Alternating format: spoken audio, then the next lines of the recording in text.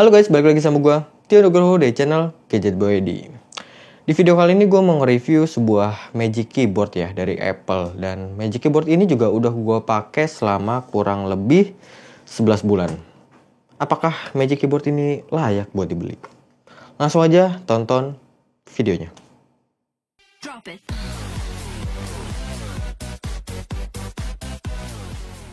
Jadi Magic Keyboard ini gue beli baru di harga 4.250.000.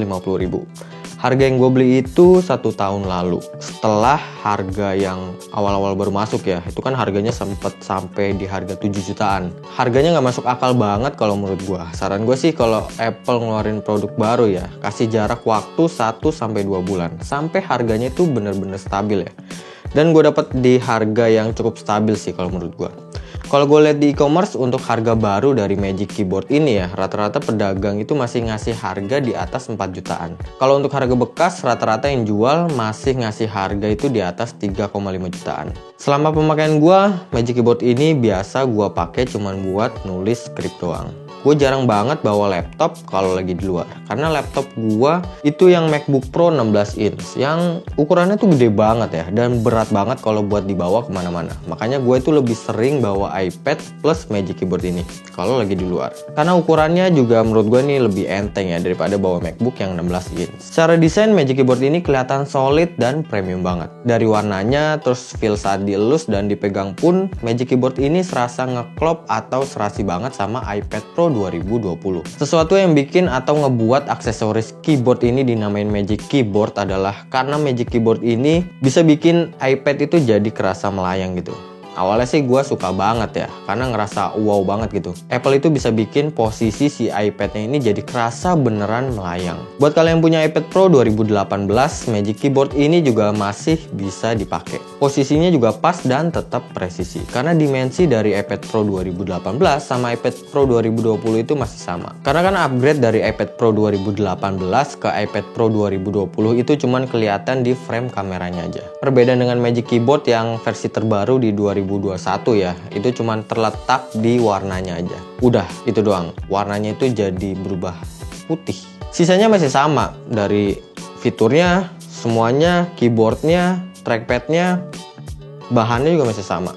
Apple emang juara sih kalau urusan inovasi. Inovasinya itu sederhana tapi kita jadi punya alasan buat beli yang versi terbaru. Kalau dilihat dari desain, lama-kelamaan Magic Keyboard ini jadi kelihatan biasa aja ya. Toh ini juga cuman tambahan aksesoris keyboard dan trackpad buat iPad Pro doang.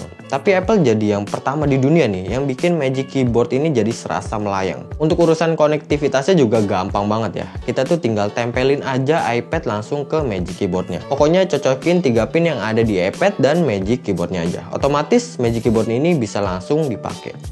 Kalau untuk keyboardnya, feel saat ngetik itu sumpah ya, berasa enak dan nyaman banget. Cuma karena jarak dari keyboardnya ini agak sedikit berdekatan ya. Awal-awal itu gue ngerasa agak susah sih buat ngebiasain pakai keyboard ini. Tapi kalau udah terbiasa, keyboardnya ini tuh jadi berasa nyaman banget. Kayak ngangenin banget gitu buat ngetik di Magic Keyboard ini. Untuk backlit-nya juga udah tersedia di Magic Keyboard ini. Jadi dia tuh nyesuaiin cahaya yang ada di sekitar ya. Kayak otomatis gitulah. Kalau cahayanya terang, si backlit keyboardnya ini otomatis langsung off. Tapi kalau kita ngetik di kondisi cahaya yang cukup gelap ya, otomatis langsung nyala terang. Tapi kita juga masih bisa atur sih untuk brightness dari Magic Keyboard ini.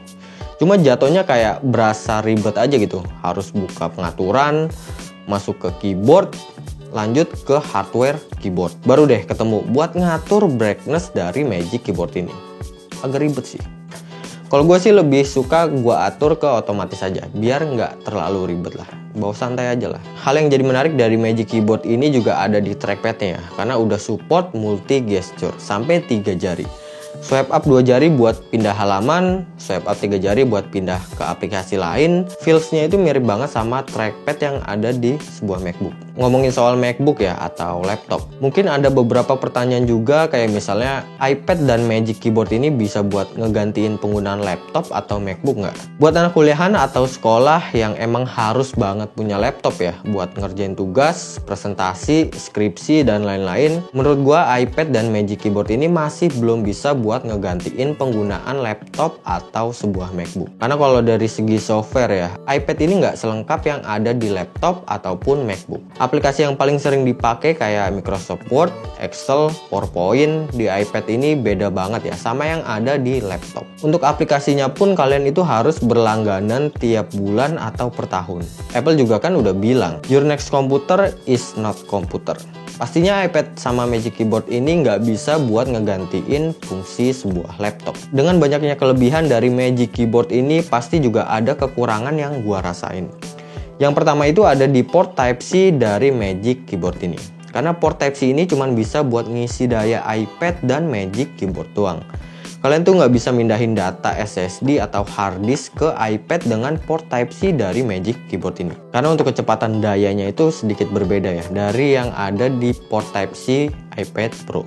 Terus yang kedua, kalau lagi pengen nulis ya, si Magic Keyboardnya ini nggak bisa ditekuk sampai bawah. Jadinya tuh malah jatuhnya ngejomplang gitu. Paling nggak kalian harus rubah posisinya itu jadi kebalik. Atau kalian bisa turunin posisi si iPad-nya ini sampai jadi kayak gini. Itu pun posisinya juga masih kerasa aneh aja gitu kalau menurut gua. Ya paling mau nggak mau, paling enak itu kalian harus cabut iPad dari Magic Keyboard-nya. Baru deh bisa nulis dengan cukup enak. Tapi ya kelemahannya proteksi dari iPad ini jadi nggak maksimal. Dan jadi bodi belakangnya ini jadi rawan banget buat baret. Kelemahan yang ketiga itu ada di bagian keyboardnya. Karena keyboard Apple ini nggak ada tombol shortcut ya, kayak yang ada di MacBook ataupun di laptop kebanyakan. Misalnya shortcut yang sering banget kita pakai, kayak buat naik turunin brightness, volume, terus tombol delete ke kanan. Di Magic Keyboard ini tuh nggak ada. Jadi tuh kalian harus pakai cara yang manual. Tapi kalau yang masalah ini sih gue sedikit memaklumi lah. Karena kan kalau semakin banyak tombol di sebuah keyboard itu otomatis ukuran dari Magic Keyboard ini pastinya jadi lebih gede. Dan jadi berasa aneh aja gitu kalau ukuran Magic Keyboard lebih gede dari ukuran iPad-nya. Kelemahan yang terakhir yang gue rasain itu di harganya. Karena kita tuh harus ngeluarin duit 4 jutaan buat sebuah Magic Keyboard. Untuk sekelas keyboard eksternal kayak harga keyboard yang mechanical sekalipun, harganya itu beda hampir 2 kali lipat lebih mahal. Apalagi kalau ngebandingin harga dari keyboard third party yang banyak banget di pasaran saat ini. Harganya itu jauh banget, lebih mahal si Magic Keyboard ini. Oke, ini dia kesimpulan gua buat Magic Keyboard ini. Buat kalian yang mau beli Magic Keyboard ini, sebenarnya sih kalau dilihat dari masalah harga itu sedikit relatif ya. Ada yang bilang Magic Keyboard ini murah dan ada juga yang bilang Magic Keyboard ini mahal banget. Kalau duit 4 jutaan mah mending beli motor ya. Ya kan nggak gitu juga. Kalau kalian bisa beli iPad Pro 2020, pastinya Magic Keyboard ini bisa banget kehandle lah harga 4 juta mah. Ya terlepas dari harga sih, butuh nggak butuh ya si Magic Keyboard ini.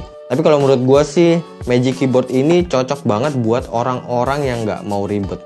Kayak dia tuh lebih mentingin kepraktisan gitulah. Karena kan kalau pakai keyboard third party, dia tuh harus konekin Bluetooth dulu. Terus juga keyboard third party pun belum tentu ada trackpadnya ya. Dan pastinya juga kalian itu harus bawa mouse lagi. Belum lagi kalau iPad-nya itu pakai case yang tebel banget. Terus belum lagi harus bawa stand iPad biar si iPad-nya ini lebih enak kalau dipakai pas lagi di luar. Aduh, pastinya ribet banget deh. Orang tuh mikirnya daripada bawa segitu banyak ya, mending beli Magic Keyboard ini aja. Udah dapet case, keyboard, plus trackpadnya. Udah jadi satu kesatuan. Jadi balik lagi sih ke personal masing-masing. Buat kalian yang mau beli Magic Keyboard ini, nanti gua kasih link di deskripsi di bawah. Semoga kebeli ya, serius deh. User experience yang dikasih sama Magic Keyboard ini tuh enak dan nyaman banget. Oke, mungkin segitu aja. Terima kasih buat yang udah nonton video ini dari awal sampai akhir. Gue mohon maaf banget kalau ada kesalahan dalam penyampaian informasi. Gue Tio Nugroho cabut, sampai ketemu lagi di video selanjutnya. Terima kasih. Gue doain yang mau beli ini semoga terkabul. Tahun depan lah minimal.